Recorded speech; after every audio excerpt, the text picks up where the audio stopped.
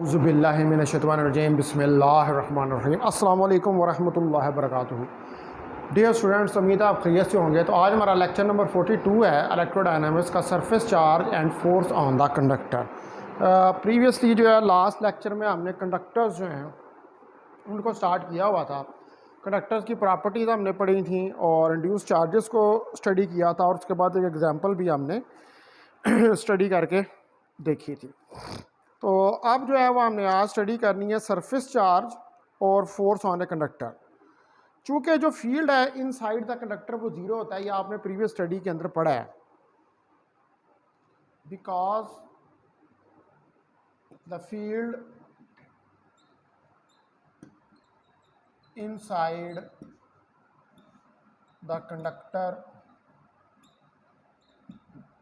Is zero, यानी कि ई जो है वो कंडक्टर के अंदर ज़ीरो होता है। ये पीछे हमने डिटेल के साथ इसको डिस्कस किया। तो हमारे पास जो बाउंड्री कंडीशन है,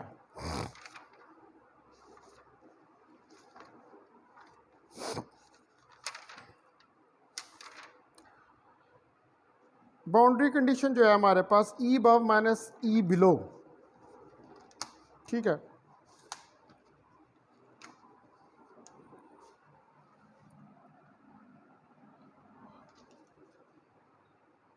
the boundary condition,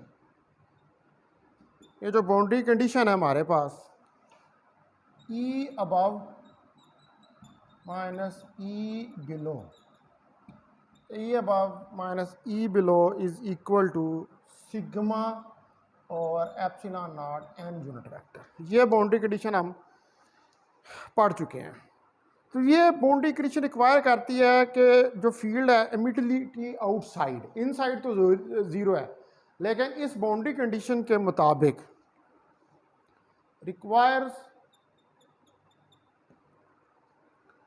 that the field outside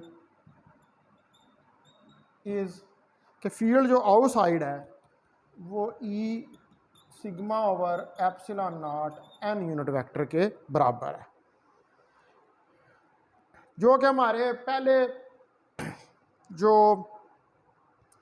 conclusion है उससे कंसिस्टेंट है कि फील्ड जो है वो नॉर्मल होता है सरफेस के। इसको आप कह दें इक्वेशन नंबर 1, ठीक है। तो इक्वेशन 1 इज कंसिस्टेंट, ये इक्वेशन 1 जो है हमारी ये कंसिस्टेंट है विद आवर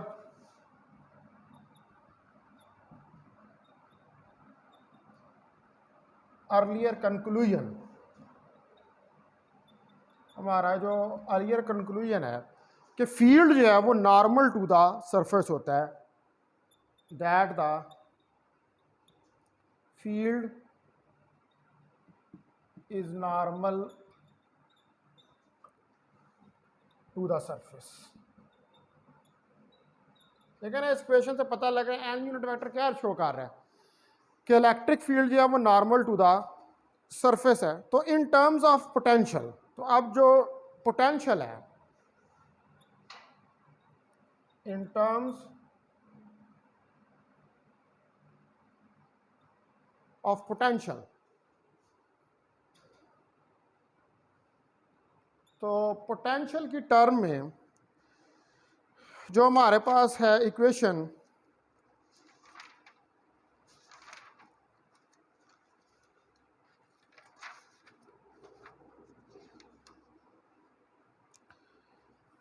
करली अबव ओवर करली एन, ये जो इक्वेशन थी हमारे पास curly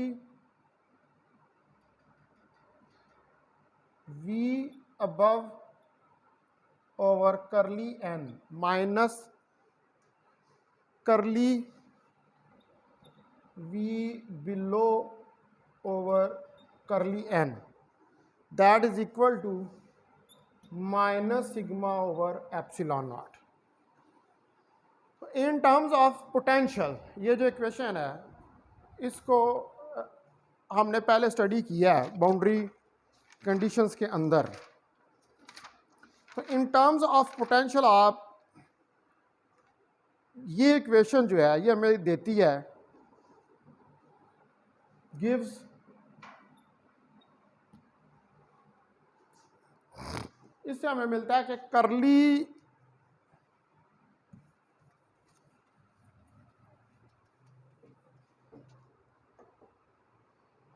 V over curly N is equal to minus sigma over epsilon naught. और इसको आप राइट डाउन कर सकते हैं कि sigma is equal to minus epsilon naught curly V over curly N, और इसको इक्वेशन नंबर 2 का नाम आप दे दें। अब ये जो इक्वेशंस आपके पास 1 और 2 आई हैं, इससे हमें ये पता चलता है कि we can calculate the surface charge on a conductor. These equations enable you to calculate, इन इक्वेशंस की मदद से आप कैलकुलेट कर सकते हैं the surface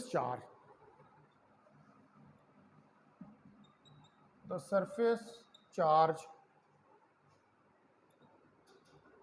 on the conductor. Conductor के ऊपर सरफेस चार्ज, यानी कि कंडक्टर की सरफेस पर कितना चार्ज है उसको आप कैलकुलेट कर सकते हैं इफ़ यू कैन डिटरमिन ई और वी। अगर आप ई या वी को डिटरमिन कर लें, इफ़ यू डिटरमिन ई और वी, यानी कि ई या वी में से कोई भी आप डिटरमिन कर लें तो इसकी मदद से आप सरफेस चार्ज, क्योंकि इक्वेशन 2 में आप देख सकते हैं कि curly V over curly N, और इक्वेशन 1 में ई इज सिग्मा और एप्सिलॉन नॉट एन, इन दोनों इक्वेशंस की मतलब ई या वी अगर कैलकुलेट कर लें तो आप सरफेस जो है कंडक्टर की उसके ऊपर सरफेस चार्ज को कैलकुलेट कर सकते हैं। तो ये वाले जो हैं इनको हम फ्रीक्वेंटली इन इक्वेशंस को आगे भी यूज़ करेंगे। तो in the presence of A electric field, जब इलेक्ट्रिक फील्ड प्रेजेंस होता है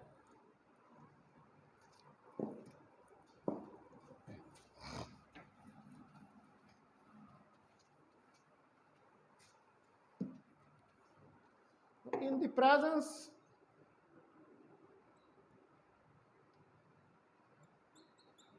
of a electric field E, अगर इलेक्ट्रिक फील्ड E जो है वो प्रेजेंट है तो a surface charge will experience a force. तो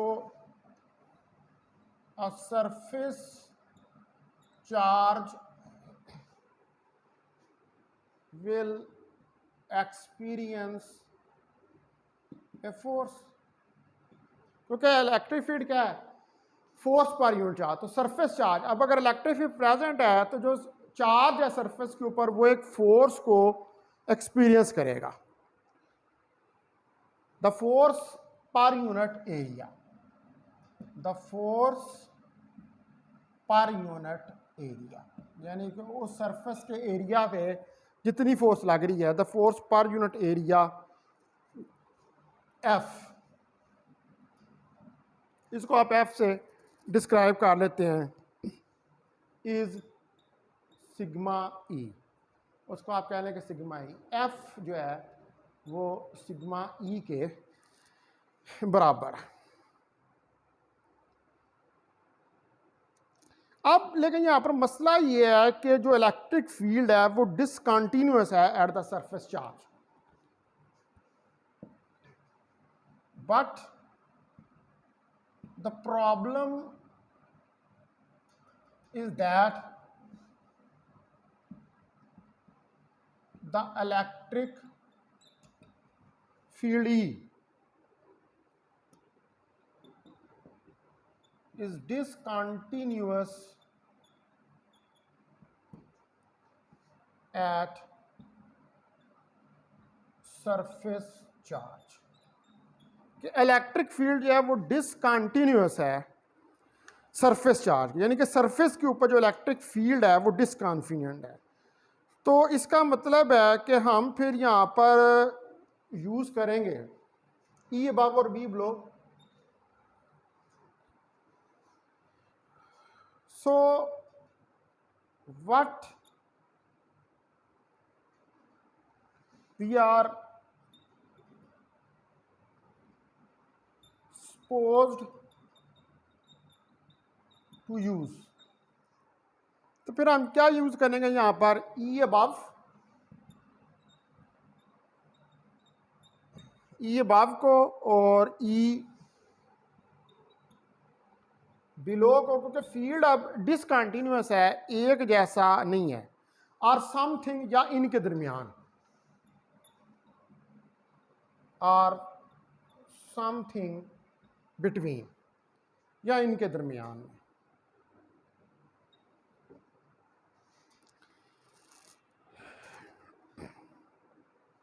ठीक है जी, तो इनके दरमियान में कोई हम चीज़ जो है वो कैलकुलेट करेंगे। तो आंसर इसका ये है कि हम यूज करेंगे average of two. The answer is that we use the average of to.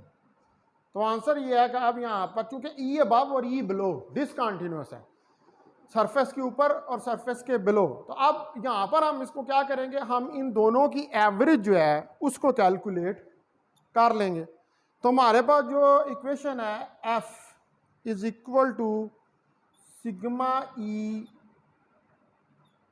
Average, that is equal to 1/2। अब इसकी एवरेज ले ली, sigma E above plus E below. ठीक है जी, ये आपने एवरेज अब इन दोनों की निकाल ली। इसको कह दें कि दैट इज हम इक्वेशन नंबर 3, कि ये कोई आपके पास इक्वेशन नंबर 3 है। क्योंकि डिसकंटिन्यूअस है फील्ड, तो लिहाजा फिर हमें जो है वो एवरेज जो है उसको कैलकुलेट करना पड़ा है।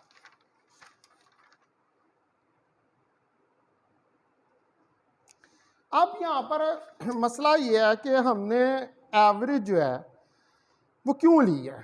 उसका रीज़न ये है कि हमारे पास ये एक कॉम्प्लिकेटेड सी सिचुएशन बन रही थी कि ई अबव भी है, ई बिलो भी है। तो अब अगर हम अपना फोकस करें एक टाइनी पैच ऑफ सरफेस के ऊपर surrounding the point in question, जो कि एक पॉइंट को सराउंड कर रही है, जैसे कि शो किया गया फिगर 2.50 के अंदर, यानी कि इसी क्वेश्चन का आंसर कि भाई हमने एवरेज जो है वो क्यों लिया, why we have taken the average, हमें इसका आंसर जो है वो आप देना पड़ेगा। पहली बात तो ये है कि ई डिसकंटिन्यूअस है, एक तो इसकी ये रीजन है, और दूसरा रीजन जो है इसका, मैं यहाँ पर अभी ये फिगर बनाता हूँ एक 1,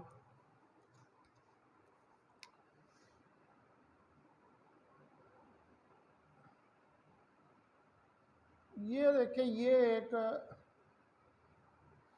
सरफेस है और ये एन यूनिट वेक्टर है, यहाँ पर एक पॉइंट है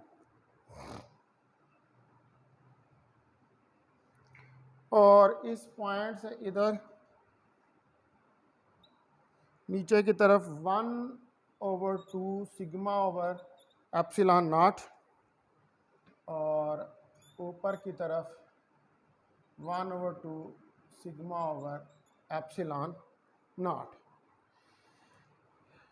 ठीक है जी, और जो ई अदर है यहाँ से, ये कोई ई अदर है और ये एक पैच है। ठीक है, ये एक पैच आपने कंसिडर किया। तो ये फिगर 1 है।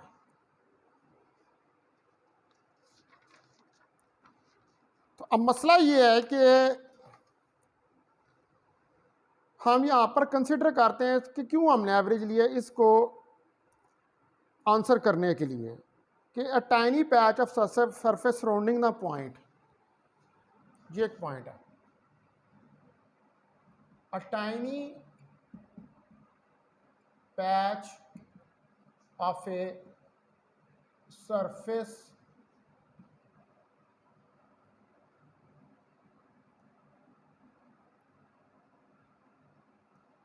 एक सरफेस जो है वो सराउंड कर रही है पॉइंट को, ठीक है, जैसे ये पॉइंट है, ठीक है,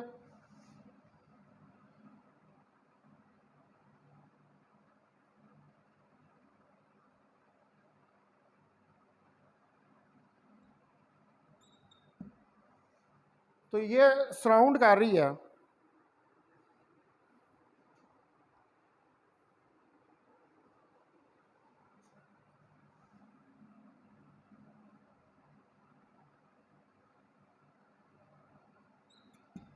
surrounding the point as shown in figure 1।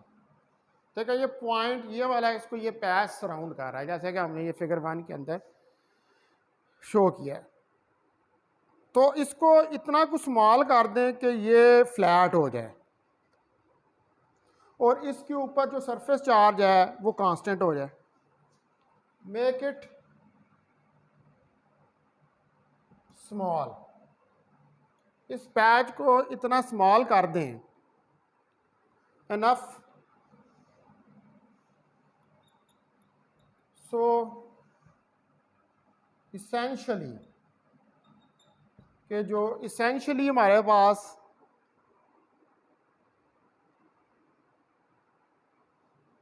कि ये so it is essentially flat, कि ये फ्लैट एक फ्लैट पैच जो है बन जाए and the surface charge on it and the surface charge on it is, और इसके ऊपर जो सरफेस चार्ज है इज इसेंशली कांस्टेंट, यानी कि इसको स्मॉल करके इतना छोटा कर दें इस पैच को कि ये बिल्कुल फ्लैट हो जाए और इसके ऊपर सरफेस चार्ज जो है कांस्टेंट हो जाए।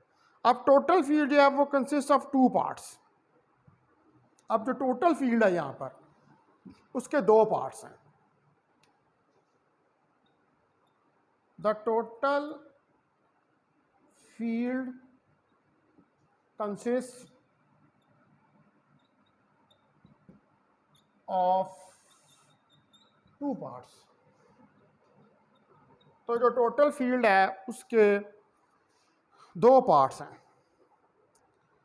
That attributable to the patch itself and that due to everything else. एक तो वो पैच की वजह से है इटसेल्फ, और दूसरा कोई भी जो और चीज़ है अदर रीजन्स ऑफ सरफेस, दूसरे जो रीजन्स है सरफेस उनकी वजह से, as well external sources that may be present, और एक्सटर्नल सोर्सेज की वजह से कि जो यहाँ पर प्रेजेंट होंगे, ठीक है। तो that is due to the patch itself. एक तो फील्ड जो है वो पैच की वजह से होगा, ठीक है, वो जो पैच वहाँ पर मौजूद है, और इसके अलावा and that due to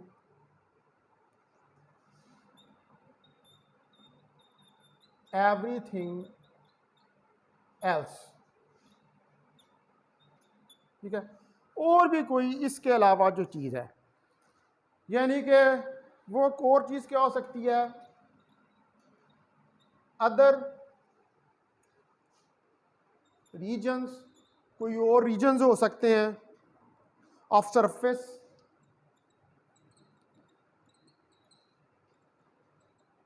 as well as any external sources.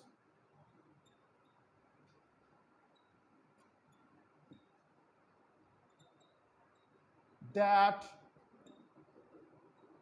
may be present। तो अब यहां पर जो टोटल फील्ड है उसके दो पार्ट्स हैं, ठीक है। अब वो दो पार्ट्स जो टोटल फील्ड के हैं, एक तो वो पार्ट्स हैं, एक पार्ट जो है वो तो पैच की वजह से है, ठीक है। पैच की वजह से एक पार्ट तो आपके पास पैच की वजह से हो जाएगा, और दूसरा जो है कोई और चीज़, एनीथिंग एल्स, जिसके अंदर के रीजन ऑफ सरफेस भी आ जाते हैं, जो सरफेस के रीजन हैं, और एक्सटर्नल सोर्सेज जो उस जगह पर वहां पर प्रेजेंट है। अब जो पैच है वो फोर्स एग्जर्ट नहीं कर सकता ऑन इट सेल्फ, अपने ऊपर वो खुद से फोर्स एग्जर्ट नहीं कर सकता।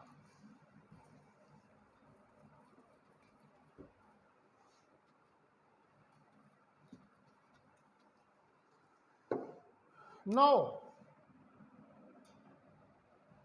the patch cannot exert a force, तो पैच जो है वो फोर्स एग्जर्ट नहीं कर सकता ऑन इट सेल्फ, अपने ऊपर, यानी कि खुद से तो अपने ऊपर फोर्स एग्जर्ट नहीं कर सकता। तो any more than you can lift your self bye standing in basket and pulling up on the handles, ठीक है। यानी मतलब या तो आप किसी और तरीके से इसके ऊपर फोर्स जो है वो लगाएं, और वो फोर्स लगा के चार्जेस को वहाँ पर आप इकट्ठा करें। तो force on the patch then is due to E other, इसका मतलब है कि फोर्स जो पैच पर है, the force on the patch, खुद से तो वो अपने ऊपर फोर्स नहीं लगा सकता। तो जो फोर्स है पैच के ऊपर is due to E other, वो दूसरे इलेक्ट्रिक फील्ड, दूसरी चीज़ों की वजह से मौजूद हैं, उसकी वजह से। और ये फील्ड जो है ये कोई डिसकंटिन्यूटी इसमें नहीं होगी, and this suffers no discontinuity, तो इसके अंदर कोई डिसकंटिन्यूटी नहीं होगी, ठीक है। तो इसका मतलब है कि अगर हम रिमूव कर दें पैच को, तो फील्ड जो इन द होल है विल बी परफेक्टली स्मूथ, ठीक है, तब भी डिसकंटिन्यूस नहीं होगा। If we remove the patch, तो अगर हम पैच को रिमूव कर दें, यानी कि ख़त्म कर दें पैच को, तो the field in the hole, तो जो फील्ड है होल के अंदर, the field in the hole will be perfectly smooth. तो फिर जो होल के अंदर फील्ड है वो परफेक्टली स्मूथ होगा, इसका मतलब है कि फील्ड जो है वो डिसकंटिन्यूअस नहीं होगा। अब डिसकंटिन्यूटी जो है ये बेसिकली इंटायरली है उस चार्ज की वजह से जो पैच के ऊपर है, जो कि एक फील्ड जनरेट करता है sigma over 2 epsilon naught on आधे side pointing away from the surface, ठीक है।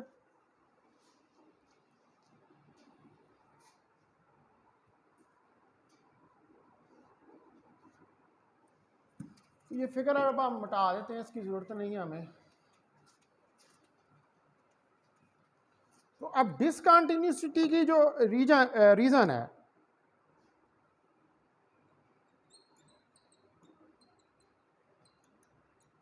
डिसकंटिन्यूटी, अब ये जो डिसकंटिन्यूटी है इज ड्यू टू इंटायरली, ये इंटायरली उस चार्ज की वजह से है, entirely to the charge on the patch, जो पैच के ऊपर चार्ज है उसकी वजह से है। विच पुट्स आउट, अब इस चार्ज की वजह से फील्ड है, which puts out field E is equal to sigma over 2 epsilon naught. अब इसकी वजह से फील्ड जो पैदा होता है sigma over 2 epsilon on either side, किसी भी साइड पर, ऑन द आइदर साइड, किसी भी साइड पे ये प्रोड्यूस होता है pointing away from the surface, pointing away from the surface, और ये सरफेस से अवे पॉइंट कर रहा है। सो thus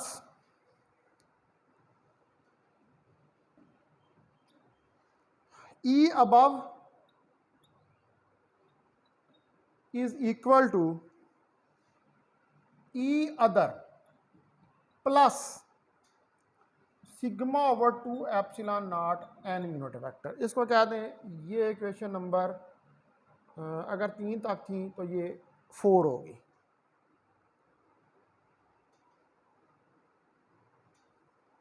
ठीक है, उसकी वजह है कि जो हमारे पास फील्ड है एक्चुअली, इस इक्वेशन को लिखने से पहले एक ये इक्वेशन लिख लें कि बेसिकली जो हमारे पास फील्ड है, ठीक है, वो ई फील्ड है ई पैच प्लस ई अदर की वजह से। तो अब डिसकंटिन्यूटी टायरली किसकी वजह से, जो चार्ज है ऑन द पैच। ठीक है, अब वो जो चार्ज ऑन द पैच है उसकी वजह से जो फील्ड है वो सिग्मा ओवर 2 एप्सिलॉन नॉट है किसी भी साइड के ऊपर, यानी कि अबव भी हो सकता है और बिलो भी हो सकता है। लिहाजा ये इक्वेशन 4 जो है इसको आप फिर राइट डाउन कर सकते हैं कि E above is equal to E other plus sigma over 2 epsilon naught n unit vector. इसको कह दें ये इक्वेशन नंबर 5 है। ठीक है जी, जैसे इक्वेशन नंबर 5। इसी तरह ई बिलो अब किसी भी साइड पे हो सकता है, डिसकंटिन्यूअस अबव भी होगा और बिलो भी होगा, एक जैसा तो है नहीं है। तो E below is equal to E other plus sigma over 2 epsilon naught n unit vector minus n unit, that is equation number 6। इसको क्वेश्चन नंबर 6 कह दें। हैंस हमारे पास फिर जो होगा एंड ई अदर, और ई अदर जो है वो 1/2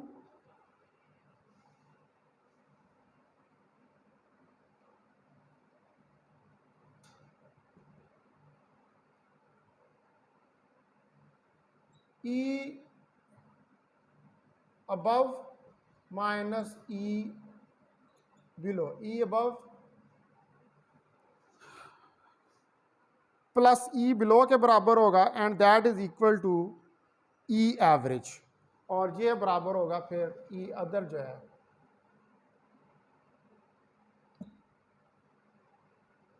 ई एवरेज के। इसको कह दें ये कोई equation number 7।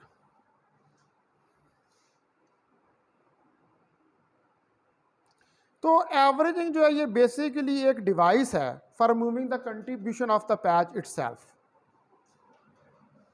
Averaging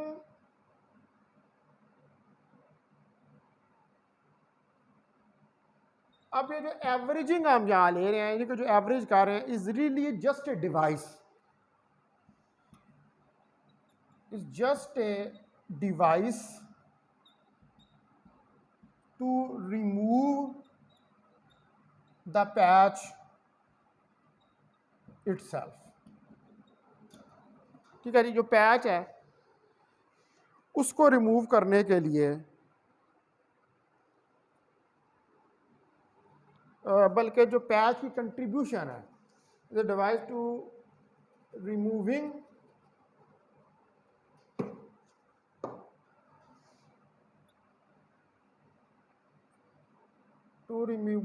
the contribution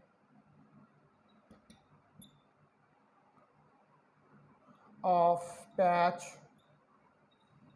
तो ये बेसिकली एक जस्ट डिवाइस है जो पैच की कंट्रीब्यूशन को रिमूव करने के लिए इस्तेमाल होती है इट सेल्फ। यानी कि पैच के अगर कंट्रीब्यूशन को रिमूव करना है तो फिर आप एवरेज जो है वो ले लें। तो ये आर्गूमेंट जो है इसको आप अप्लाई कर सकते हैं किसी और सरफेस के ऊपर भी।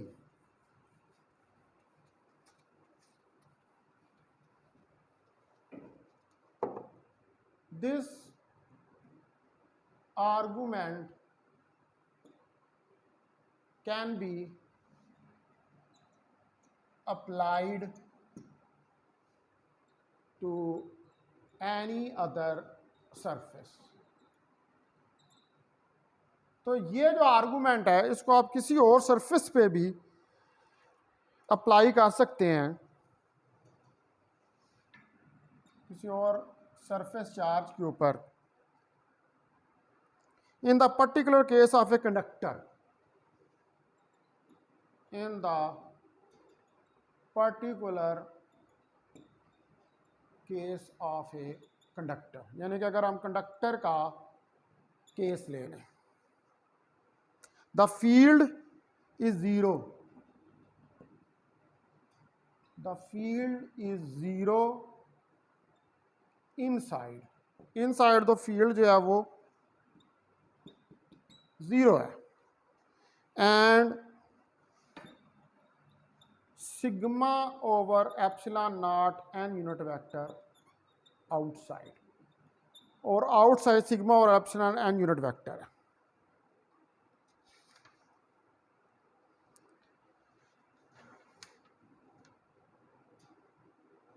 ठीक है जी। तो जो इसका मतलब है कि फिर एवरेज है, सो द एवरेज इज, तो फिर जो एवरेज है वो sigma over 2 epsilon naught n unit vector है, और फोर्स जो है, and the force per unit area is, तो फोर्स जो पर यूनिट एरिया है वो 1 over 2 epsilon naught sigma square n unit vector है।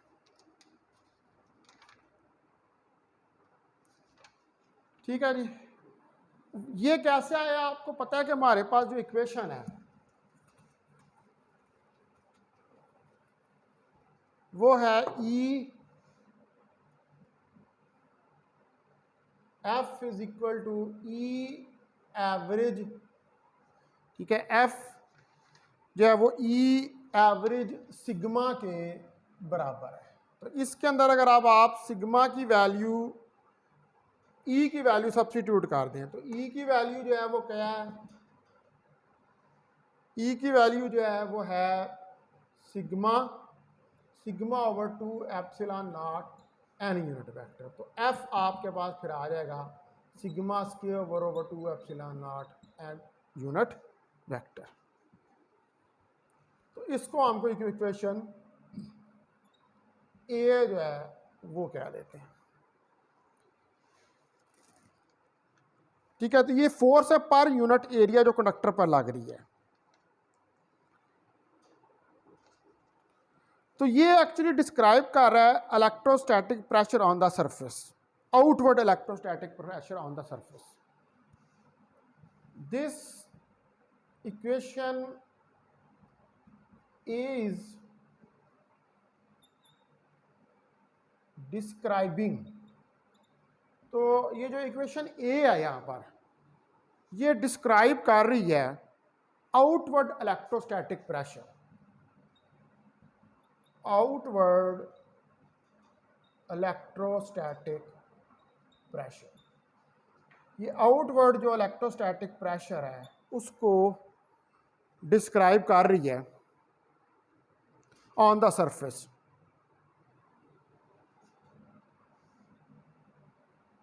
जो कि सरफेस के ऊपर लग रहा है, tending to draw the conductor into the field, tending to draw the conductor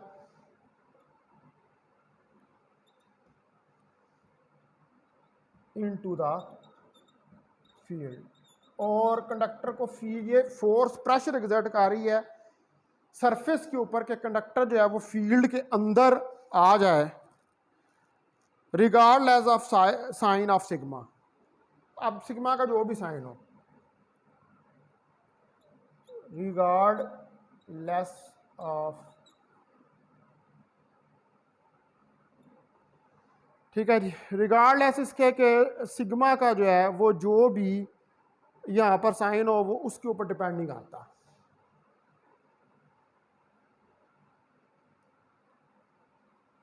sign of sigma, उस सिग्मा का जो मर्जी साइन हो उसके ऊपर ये चीज़ जो है वो डिपेंड नहीं करती है, चाहे वो साइन पॉजिटिव हो या नेगेटिव। पॉजिटिव हो तो positive surface charge density, negative होगा तो फिर नेगेटिव सरफेस चार्ज डेंसिटी हो जाएगी। तो अगर अब आप इस प्रेशर को इन टर्म्स ऑफ फील्ड जो है वो लिखें just outside the surface, if we write this pressure in terms of field just outside the surface,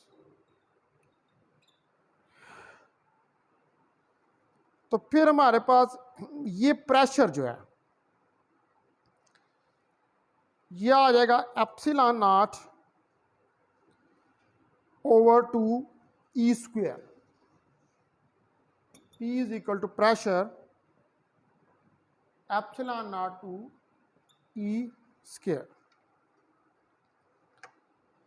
ठीक है जी, उसकी वजह यह है कि प्रेशर क्या होता है, फोर्स पर यूनिट एरिया। ठीक है जी, फोर्स पर यूनिट एरिया जो है वो प्रेशर होता है। तो फिर प्रेशर को हम जस्ट आउटसाइड द सरफेस जो है वो P epsilon naught over 2 E square से रिप्रेजेंट कर सकते हैं, यानी कि प्रेशर को इन टर्म्स ऑफ इलेक्ट्रोस्टैटिक एनर्जी जो है वो आप रिप्रेजेंट कर सकते हैं। ठीक है जी, इसको कह दें कि ये कोई इक्वेशन नंबर हमारे पास बी है। ठीक है, तो ये हमारे पास जो प्रेशर या फोर्स जो है वो निकल आई।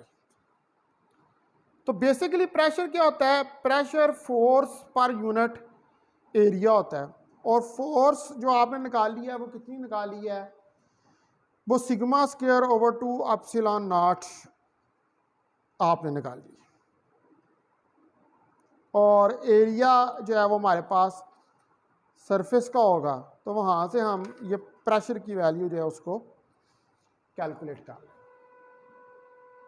ठीक है डियर स्टूडेंट्स, तो अब ये टॉपिक जो है यहाँ पर ये एंड हो रहा है। ये हमने सरफेस चार्ज और the force on the conductor जो है वो भी निकाल लिया, और प्रेशर को भी कैलकुलेट जो है वो करके देख लिया। Now I will move ahead to the next topic which is capacitors, जो कि हमारे पास टॉपिक है कैपेसिटर्स का, जो लास्ट टॉपिक है इसका, इस चैप्टर का।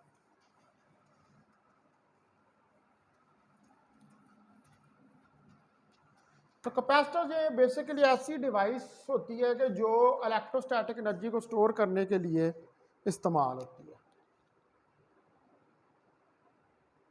ये तो आपको पता है, ये चार्ज को स्टोर करने के लिए इस्तेमाल होती है। अब आप सपोज करें कि आपके पास दो कंडक्टर्स हैं। Suppose we have two conductors. Suppose करें कि आपके पास दो कंडक्टर हैं and we put charge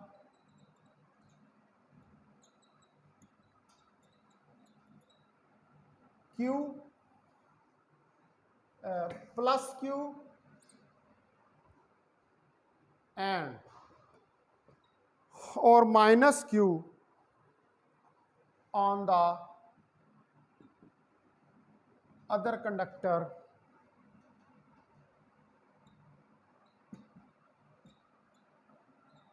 as shown in figure 1, जैसा कि फिगर 1 के अंदर शो किया गया। ये एक कंडक्टर है प्लस Q और ये दूसरा कंडक्टर है माइनस Q। इसको क्या दें, ये फिगर 1। अब चूंकि V जो है वो constant over the conductor, since the V is constant over the conductor, क्योंकि E जो है वो ज़ीरो होता है कंडक्टर के इनसाइड, तो V जो है वो कांस्टेंट है कंडक्टर पे। तो जो पोटेंशियल डिफरेंस है इन दो कंडक्टर के दरमियान, so potential difference between these two conductors is, तो जो पोटेंशियल डिफरेंस है इन दो कंडक्टर्स के दरमियान में, V is equal to V plus minus V minus is equal to minus plus E dot d l. इसको कोई इक्वेशन नंबर 1 जो है वो आप कह लें। अब हमें यहाँ पर ये नहीं पता कि चार्ज किस तरह अपने आप को डिस्ट्रीब्यूट करेगा ओवर द टू कंडक्टर्स, और हम कैसे इलेक्ट्रिक फील्ड को कैलकुलेट करेंगे if the share shapes are complicated, but this is much we know E is proportional to Q। लेकिन हमें यहाँ पर पता है कि E जो है वो Q के प्रोपोर्शनल है, और E को हम कूलम्स लॉ से राइट डाउन जो है वो कर सकते हैं। तो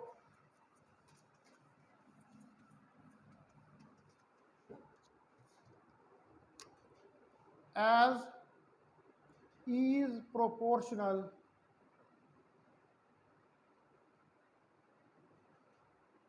तो चूंकि E जो है वो प्रोपोर्शनल है to Q by relation F is equal to QE, इस रिलेशन से, तो E जो है E is given by Coulomb law। तो E को आप राइट डाउन कर सकते हैं कूलम्स लॉ से, 1/4 pi epsilon naught integral rho R square R unit vector D of tau. इसको इक्वेशन नंबर 2 क्या है। तो ये चार्ज डिस्ट्रीब्यूशन की वजह से जो इलेक्ट्रिक फील्ड है ये उसकी वैल्यू है। अब आप यहाँ पर अगर रो को डबल कर दें तो फिर E भी डबल हो जाएगा। तो ये हमें कैसे पता चलेगा कि अगर हम डबलिंग करते हैं Q की और माइनस Q की तो उससे रो भी डबल हो जाएगा। इसका मतलब है कि may be charge moves around into a completely different configuration, तो quadrupling rho in some places and halving it in other, तो जो टोटल चार्ज है in each conductor is doubles. तो ये फैक्ट इज दैट के concern is unwanted. Doubling Q does not double rho everywhere. It doesn't shift the charge around. ठीक है, तो रो को डबल करने से क्या ई डबल हो जाएगी? तो ये बात ठीक नहीं है। ठीक है जी, ये बात जो है ये ठीक नहीं है कि अगर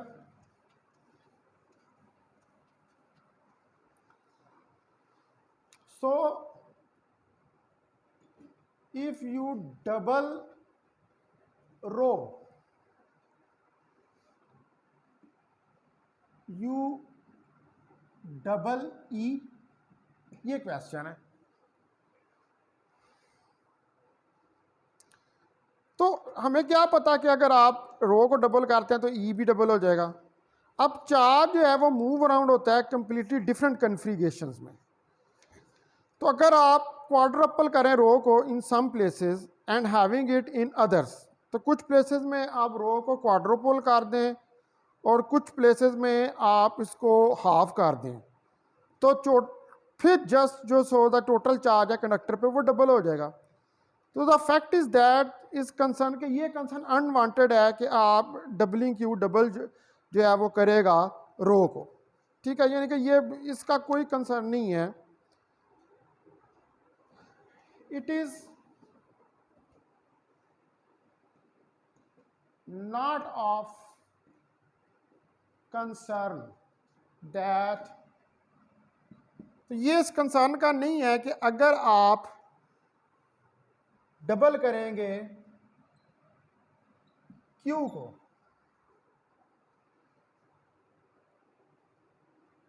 डज इट डबल रो, तो क्या ये रो को भी डबल करेगा एवरी वे?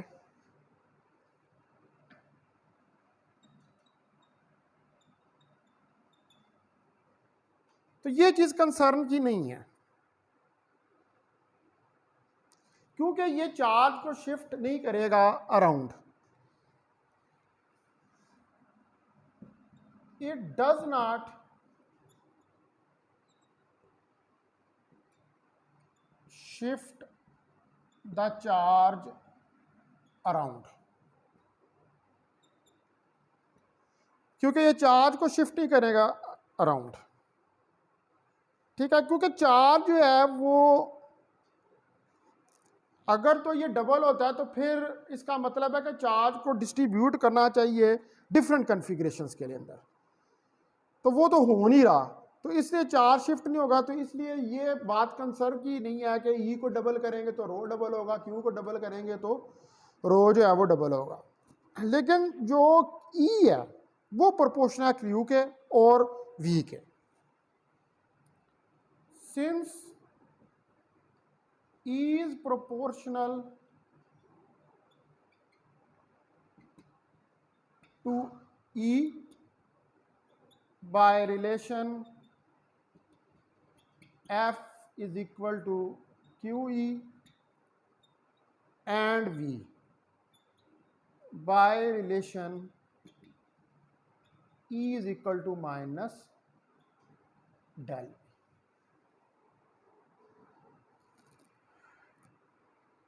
तो अब यहाँ पर जो कांस्टेंट ऑफ प्रोपोर्शनैलिटी है is called capacitance of the arrangement.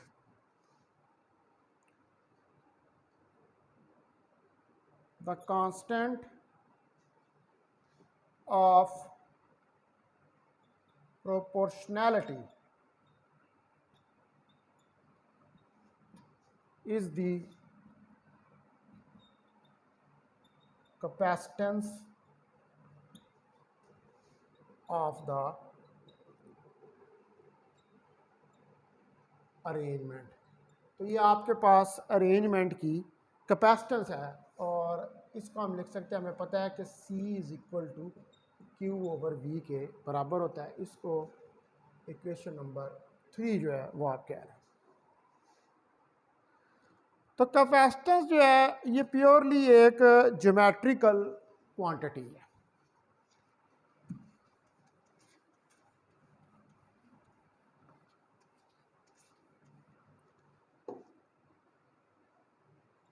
Capacitance is purely a geometrical quantity। तो कैपेसिटेंस जो है ये प्योरली एक ज्योमेट्रिकल क्वांटिटी है, determined by the sizes, shapes and separation of two conductors. Determined by the sizes, shapes and the separation of different conductors। और जो separation है मुख्तलिफ कंडक्टर्स की, ऐसे डिफरेंट कह लें यहाँ दो कंडक्टर्स के दरमियान। तो इसका ऐसा यूनिट जो है, the SI unit is farad,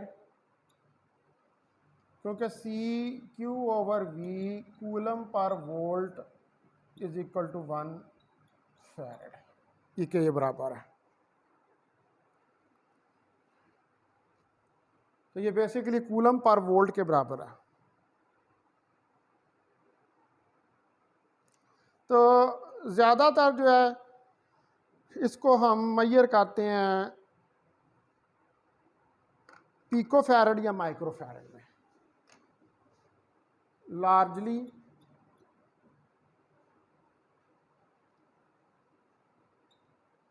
it is measured in picofarad, 10⁻⁻12 farad, and microfarad।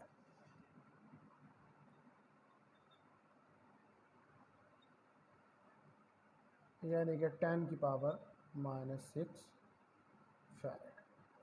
तो ज़्यादातर हम इसके अंदर इसको मेजर करते हैं पिको फैरड और माइक्रो फैरड में।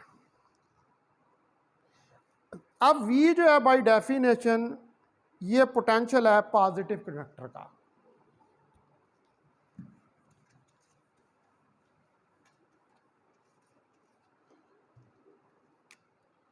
तो V by definition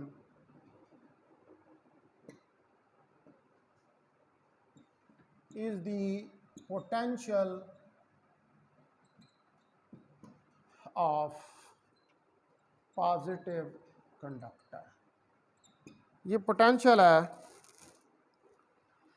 positive conductor का less that of the negative one, और ये लेस है less that of negative one, और ये पोटेंशियल नेगेटिव वन से कम है। Likewise Q is the charge of positive conductor, likewise Q is the charge of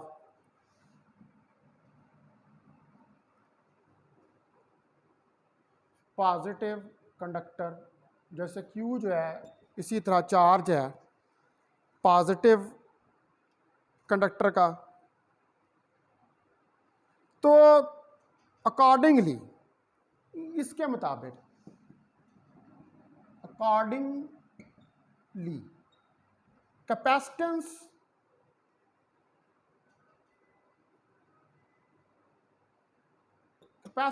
is a intrinsic, capacitance जो है वो इंट्रिंसिकली पॉजिटिव क्वांटिटी है।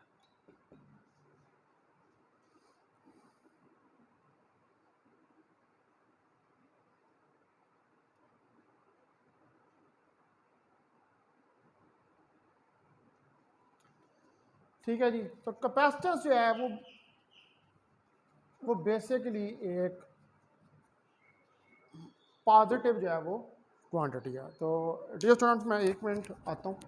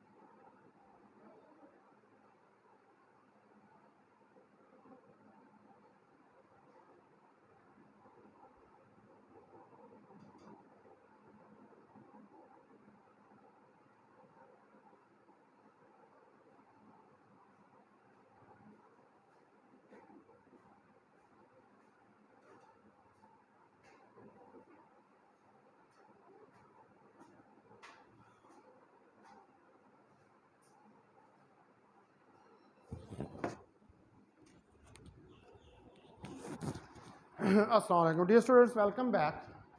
तो कैपेसिटेंस जो है वो इंट्रिंसिकली एक पॉजिटिव क्वांटिटी है। तो समटाइम्स आप ये भी सुनते हैं कि अकाइयली कि कैपेसिटेंस जो है वो सिंगल कंडक्टर की है। तो इस केस में फिर सेकंड कंडक्टर जो है विद नेगेटिव चार्ज वो एक इमेजिनरी स्फेरिकल शेल होगा इनफिनाइट रेडियस का सराउंडिंग वन कंडक्टर। तो ये कोई कंट्रीब्यूट नथिंग नहीं करता फील्ड के। सो कैपेसिटेंस जो है वो हमेशा जो है उसके लिए दो कंडक्टर्स ये आपको कंसिडर करने पड़ते हैं। ठीक है डियर स्टूडेंट्स, तो ये इंट्रोडक्शन था कैपेसिटेंस का। अब यहाँ पर जो है वो find the capacitance of a parallel plate capacitor. ये एग्जांपल है, ये एग्जांपल से मैं करवा देता हूँ।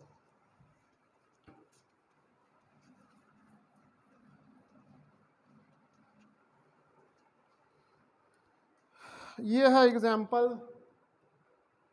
ग्रिफिथ की 2.11। Find the capacitance of parallel plate capacitor consisting of two metal surface of area A held a distance apart. तो ये आपके पास दो मेटल प्लेट्स हैं,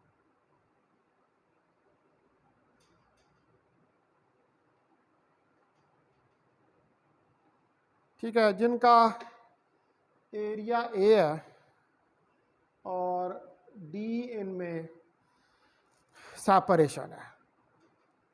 अगर आप if we put plus Q charge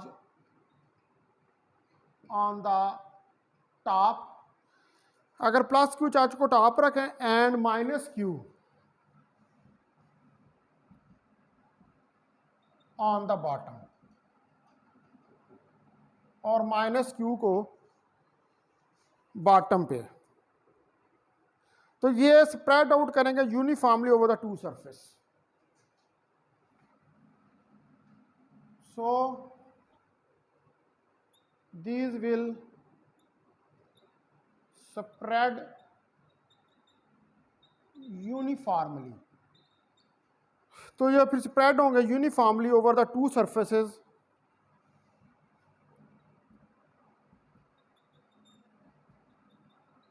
दोनों सरफेसेस के ऊपर। ये जो दोनों सरफेसेस हैं इनके ऊपर यूनिफॉर्मली जो है वो डिस्ट्रीब्यूट हो जाएंगे। अब यहां पर एरिया जो है, the area A is large and the separation D is small, और सेपरेशन डी जो है वो स्मॉल है। तो जो सरफेस चार्ज डेंसिटी है सिग्मा वो क्यू ओवर ए के बराबर है on the top plate, on the top plate. ये जो टॉप प्लेट है इसके ऊपर।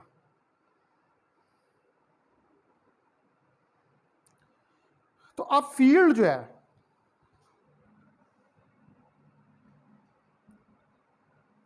सो द फील्ड, अब सिग्मा तो इतना है, तो अब आपने फील्ड जो है वो निकालनी है। तो फील्ड को निकालने के लिए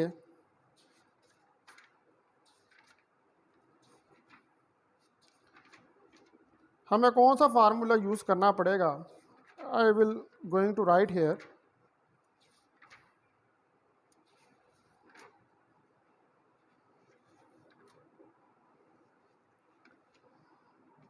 तो आप देखें कि फील्ड को निकालने के लिए हमें यहाँ पे ई जो है वो लेनी पड़ेगी सिग्मा ओवर एप्सिलॉन नॉट। ये हमारे पास ई की वैल्यू होगी, तो ये ई आ जाएगा यहाँ से क्यू ओवर ए इसमें पुट करें, Q over A epsilon naught. ठीक है जी। ये ई की वैल्यू निकल आई, Q over A epsilon naught. अब पोटेंशियल डिफरेंस जो प्लेट्स के दरमियान में है, the potential difference between the plates. अब V जो है पोटेंशियल डिफरेंस प्लेट्स के दरमियान में,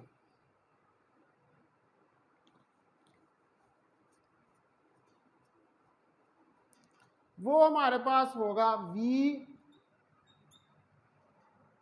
is equal to E d. ठीक है जी, तो यहाँ पर E की वैल्यू सब्स्टिट्यूट करें, ये मैग्नीट्यूड ले रहा हूँ, तो V Q over A epsilon naught D ये आ जाएगा। तो अब Q जो है वो C ओवर V के बराबर है, तो इसमें V की वैल्यू रखें तो C ओवर क्यू डी और ये ऊपर जाके ए एप्सिलॉन नॉट हो जाएगा।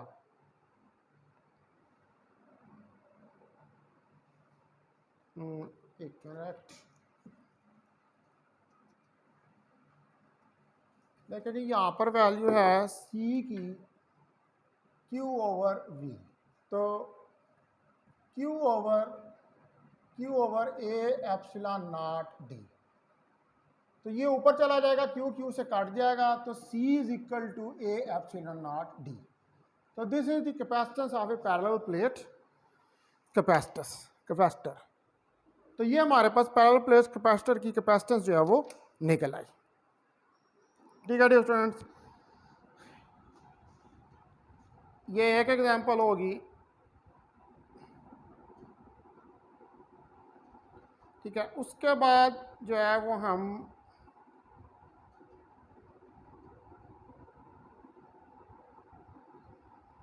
दूसरी एग्जांपल जो है उसकी तरफ आते हैं। तो दूसरी एग्जांपल जो है वो है एग्जांपल 2.12।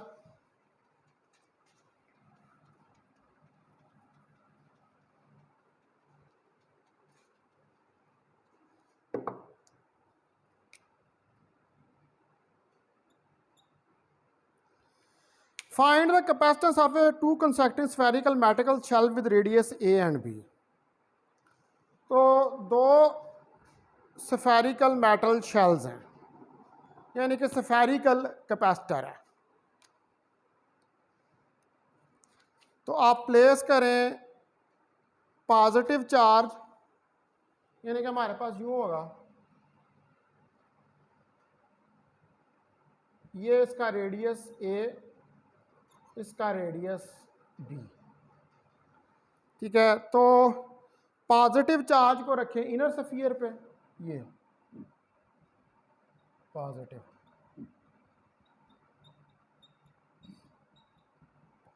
और नेगेटिव चार्ज को रखें आउटर स्फीयर पे। Place plus Q charge on inner sphere and minus Q on the outer sphere, और माइनस Q को आउटर पे। तो आप फील्ड जो है, the field between the spheres,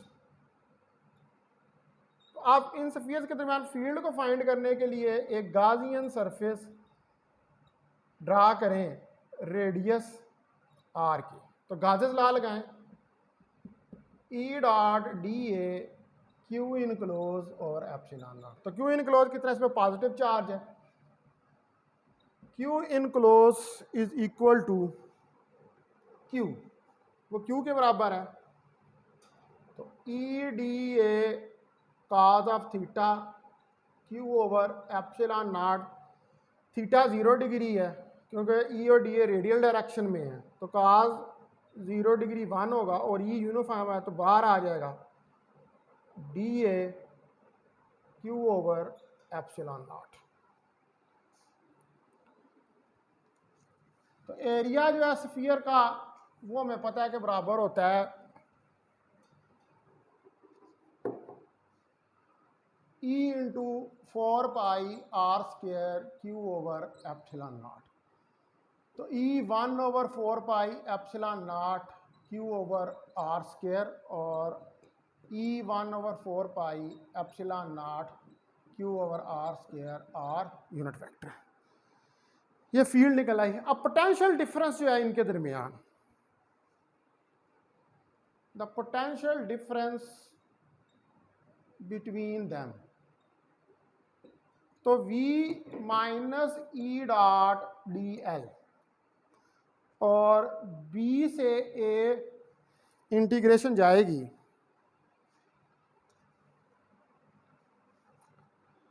ठीक है डियर स्टूडेंट्स। तो अब आप यहाँ पर जो है वो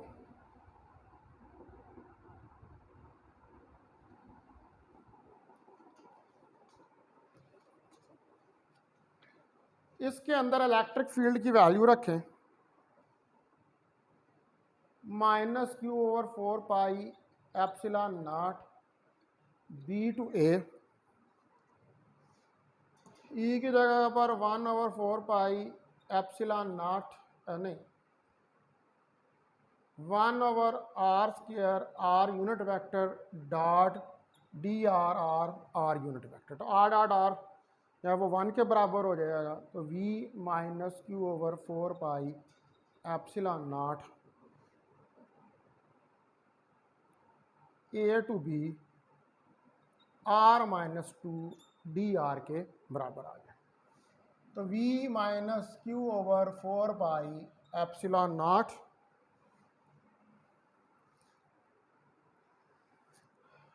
B टू A, बल्कि इसको आप इंटीग्रेट ही आप कर दें R minus 2 plus 1 minus 2 plus 1 B to A। तो ये आ जाएगा, ये माइनस माइनस है, Q over 4 pi epsilon naught 1 over R B से A। तो V is equal to Q over 4 pi epsilon naught 1 over A minus 1 over B।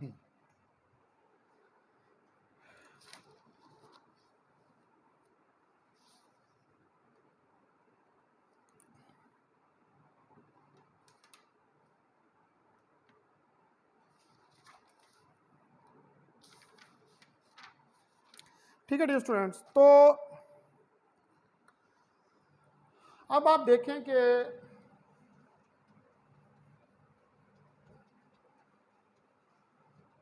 No V is equal to Q और 4 pi epsilon naught B minus A over a b, ये आ जाएगा। तो C is equal to Q over V,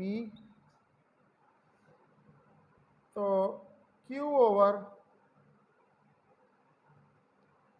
over 4 pi epsilon naught a b B minus A।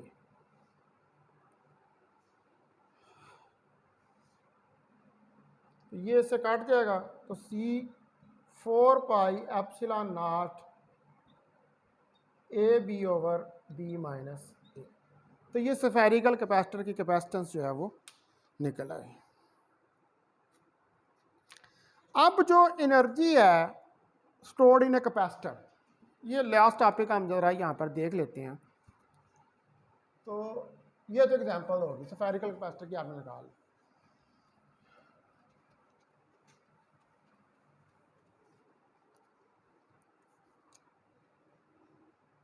The energy stored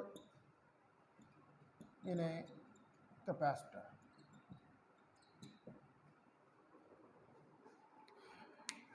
capacitor के अंदर जो है वो कितनी एनर्जी स्टोर होती है। तो to charge up a capacitor you have to remove electrons from positive plate and carry them to negative plate. To charge up the capacitor, तो कैपेसिटर को चार्ज करने के लिए you have to move electrons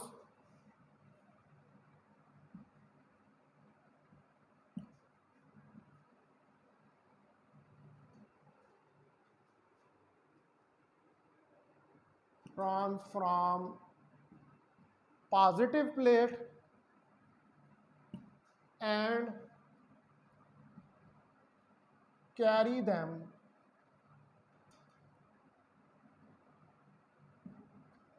to negative plate। तो आपको positive plate से negative plate की तरफ लेके जाने पड़ते हैं। In doing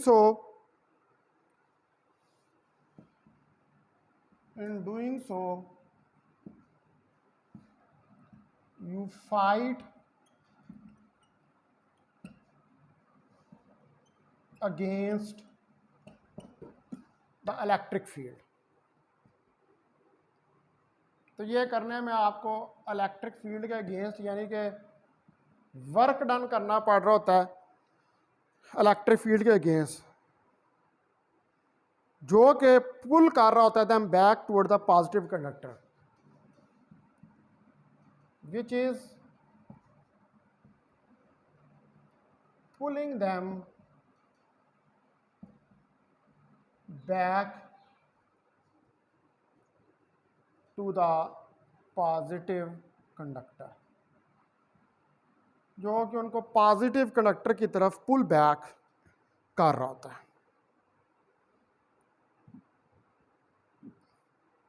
and pushing them away from negative one, and pushing them away from negative one, और नेगेटिव वन से उनको अवे पुश कर रहा होता है। अब कितना ये वर्क डन करेगा कैपेसिटर के ऊपर to the final amount Q. अब आप सपोज करें कि चार्ज जो है पॉजिटिव प्लेट पर, the charge on positive plate is Q. Positive plate के ऊपर चार्ज जो है वो क्यू है। So the potential difference is V is equal to Q over C। तो अब जो वर्क डन है वो कितना होगा एक पीस ऑफ चार्ज को मूव करने के लिए, वो वर्क डन होगा dW। ठीक है, dW जो है वो बराबर होगा VdQ के। तो dW V की वैल्यू रखें Q over C dQ। अब जो वर्क आप कर रहे हैं वो Q0 से द वर्क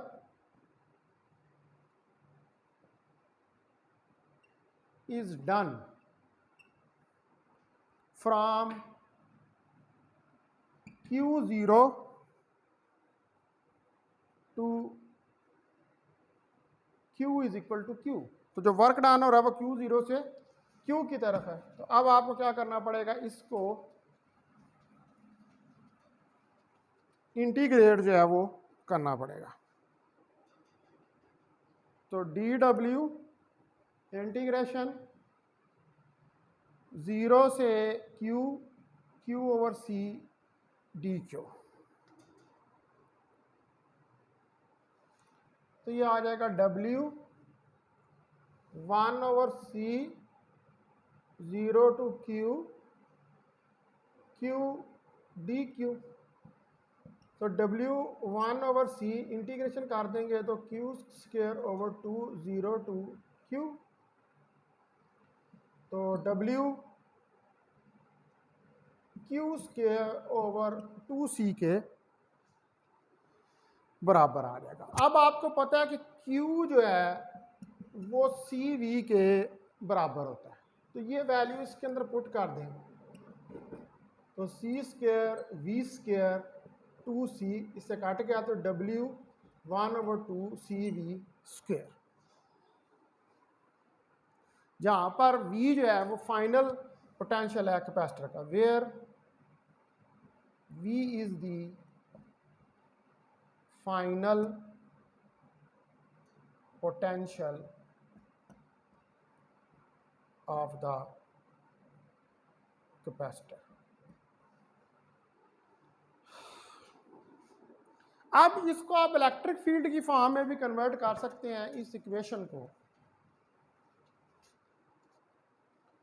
तो चूंकि हमें इस बात का पता है कि V जो है वो E/D के बराबर होता है, तो E is equal to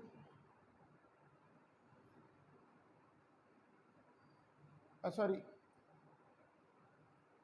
E जो है वो V/D के बराबर होता है, तो V जो है वो ED के बराबर हो जाएगा। तो ये वैल्यू इधर पुट कर दें, W1/2 C E² D²।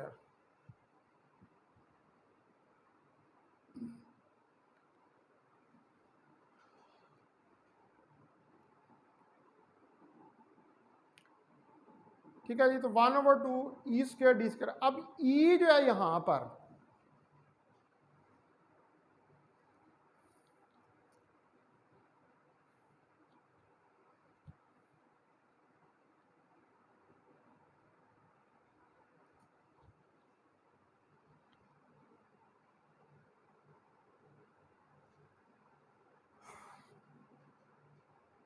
C को अगर हम यहां से इल्यूमिनेट करें तो पैरेलल प्लेट कैपेसिटर की C यहां पर रख दूं तो A/0 D आ जाएगी, तो W1/2 A/0 D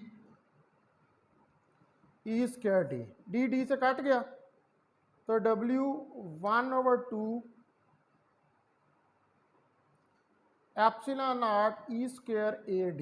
A area of the plates और D सेपरेशन है, तो AD जो है ये वॉल्यूम के बराबर आ जाएगी, तो W1/2 ε0 E²V, तो W/V 1/2 ε0 E²।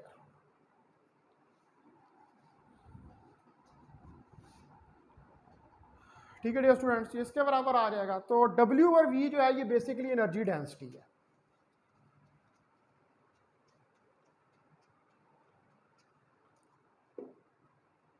तो W/V जो है एनर्जी डेंसिटी है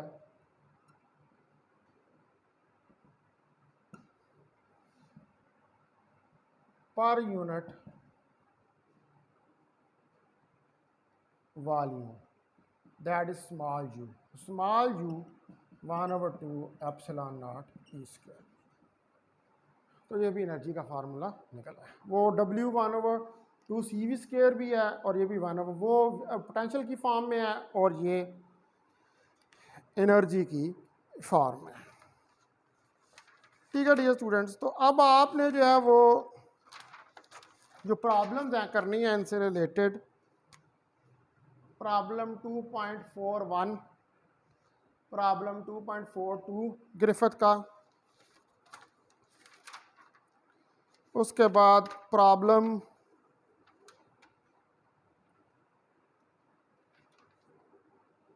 2.44 और उसके बाद मोर प्रॉब्लम्स हैं ऑन चैप्टर 2 जो कि 2.45, 2.45, 2.46,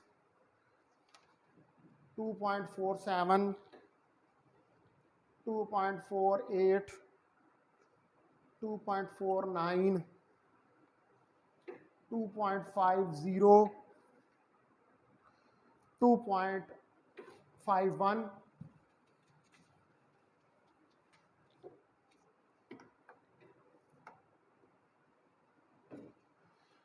और 2.52,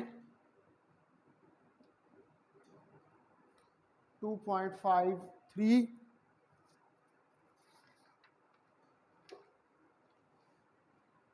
2.54,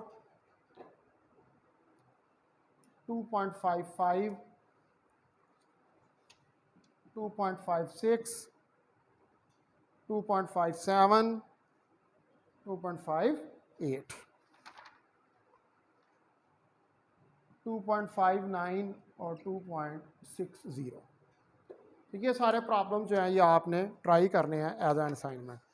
अब ये आपका दूसरा चैप्टर जो है ख़त्म हो गया है। कल से मैं नेक्स्ट चैप्टर जो है वो स्पेशल टेक्निक्स जो है वाला शुरू करूँगा, जिसमें हम पोटेंशियल्स को स्टडी करेंगे, सॉल्यूशन ऑफ लैप्लास इक्वेशंस जो है उनको स्टार्ट करेंगे। तो बहुत शुक्रिया आपका, थैंक यू वेरी मच।